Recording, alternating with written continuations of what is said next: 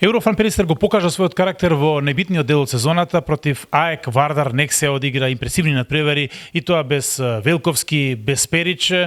Сега доаѓа наплата за осмина финалниот двомеч против Нексе. Еве како се подготвувате за дуелот во Битола и како гледате на резултатот од првиот надпревар?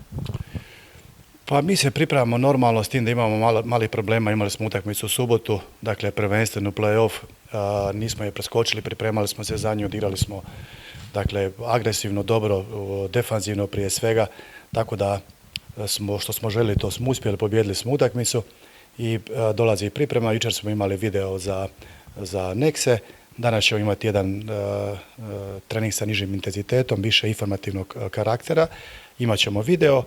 Sutra ujutro ponovo jedan trening pred utakmicu, isto tako. Dakle, jedna normalna priprema kao što imamo i uvijek.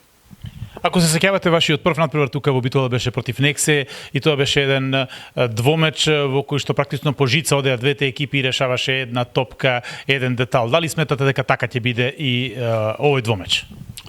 Pa ja mislim da je momčad Neksa u jednoj stvari možda među najboljima u Europi, ali naravno da to sada nije moment da otkrivamo da se možda mogu pripremiti ili ne.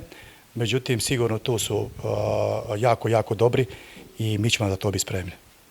Што се десува до вркањето на Перич, видовме дека со него има исто така една нова енергија во тимот. Колку капитенот е подготвен за овој меч? Pa Josip još nije spreman 100%, jasno da se vraća poslije povrede, sigurno da je Josip važan igrač, kapetan je kluba, međutim mi smo pokazali i cijela momčad i klub je pokazala da može pobjeđivati i bez Josipa, tako da naravno ja volim da je Josip u momčadi, međutim tim je puno jači od pojedinca.